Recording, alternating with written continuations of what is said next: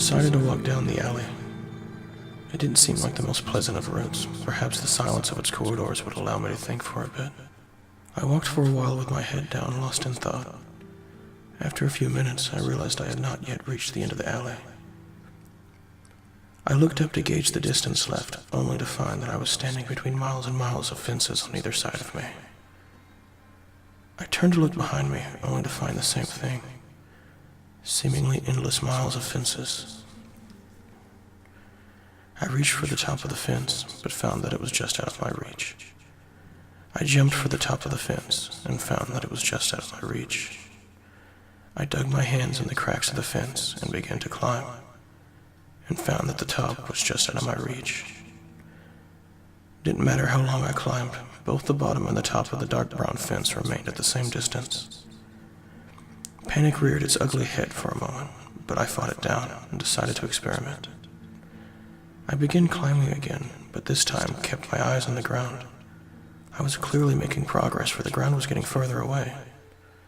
I looked back up to see that again the top of the fence was just out of my reach. In disbelief, I looked back down to see that the ground was back at its starting position, as if I hadn't climbed at all. I would have experimented more had I not heard it.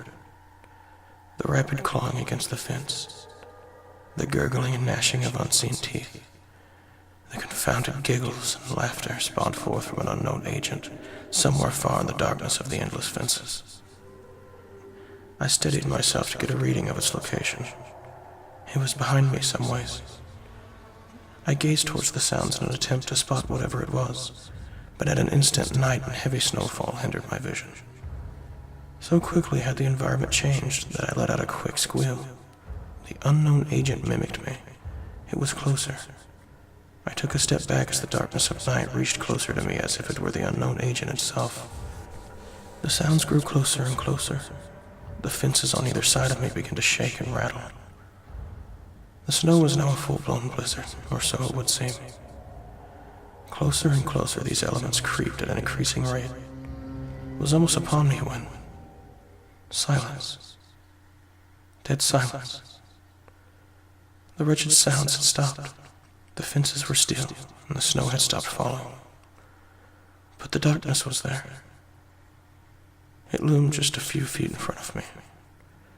I could do nothing but stare into it. I stood there for minutes on end, staring into the unknown. After about 30 minutes, nothing had happened. No sounds were heard, no snow fell, and nothing, including me, moved in the slightest. You need to move, I told myself. Took one step back, and the darkness, in turn, crept one step forward. I took 3 steps back. The darkness took 3 steps forward.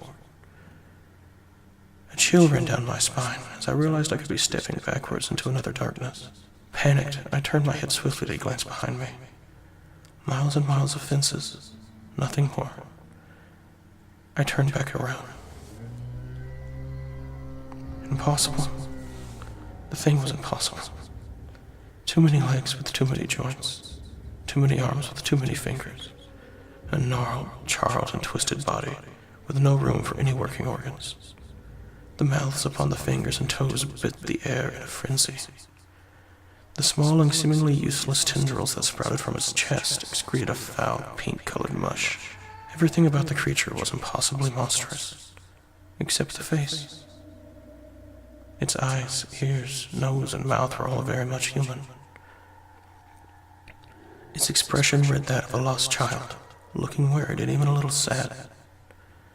Tears began to form in its eyes as it slowly stretched out its bony neck like a crane. Its face leveled with mine, but our eyes did not meet. Tears were pouring from its eyes by the gallons at this point. Snot ran rampant from its nostrils, yet it made no attempts to sniff. It seemed to make no attempt to do anything, for that matter. It just stood there with its face in mine. I locked my eyes on its upward gaze, trying to motivate myself to do anything, but I couldn't. I just stood there. It puckered its lips and began to poorly whistle the tune, "I Got No Strings." Spit flew from its mouth as the tongue inside struggled to keep up with the complex muscle movements that were required for such a feat. After a few seconds, I noticed that the whistling was echoed through many of the creature's mouths. Locking my head in position, my eyes traveled the creature's body to observe the numerous mouths whistling. A few of the mouths on the toes started to giggle, and shortly after, nearly all of the mouths were giggling. The whistling seemed to have escaped their interest. Then I noticed that the whistling was gone completely. I jerked my gaze back to the creature's eyes. It was looking back. Silent lips still puckered, it glared into me. The tiny black pupils grew smaller and smaller, revealing more of its green iris. The veins in the white of its eyes began to strain and darken in color. The skin on its face seemed to shrink and age, as all pigmentation drained into a cold gray.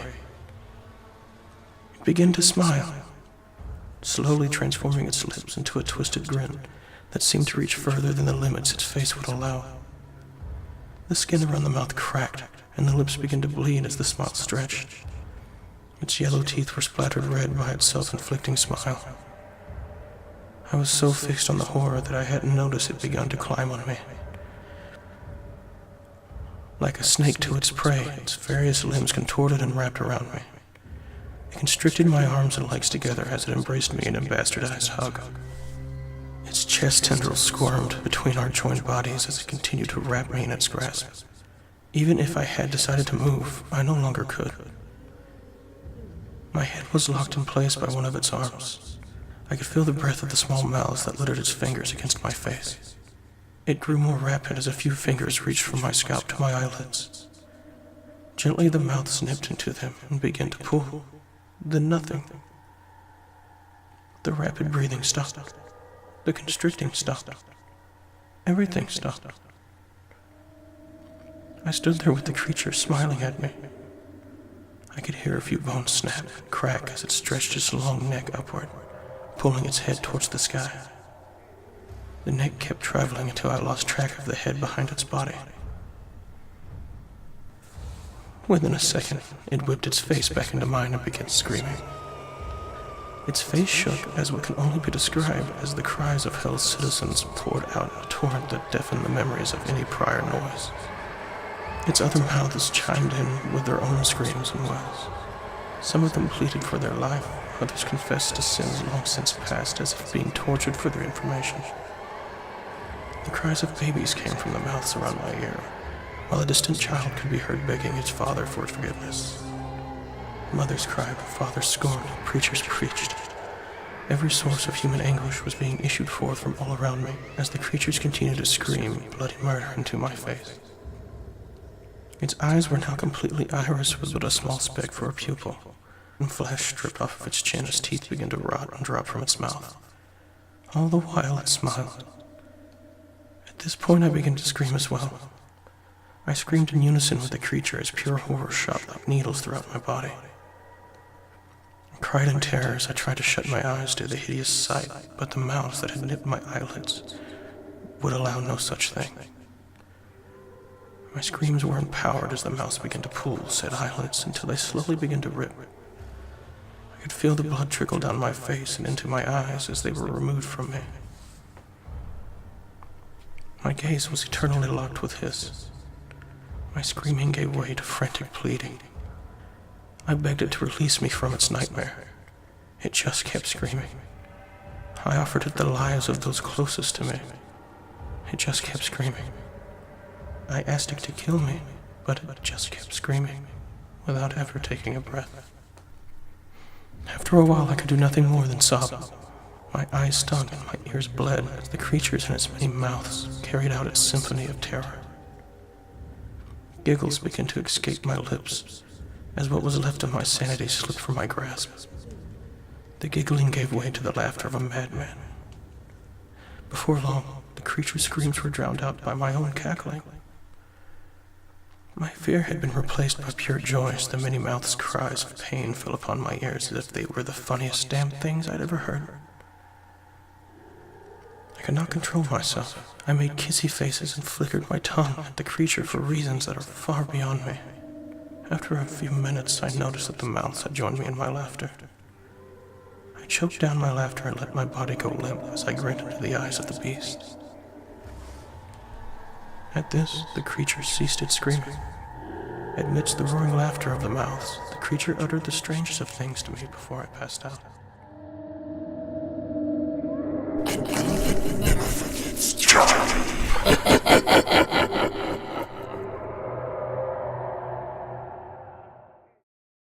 I awoke to find that I had left the television tuned to the Disney Channel. My hand fumbled on the floor beside my bed to find my glasses as I lay smiling like an idiot. I had no idea what I'd dreamt about, but it left me in the strangest of moods.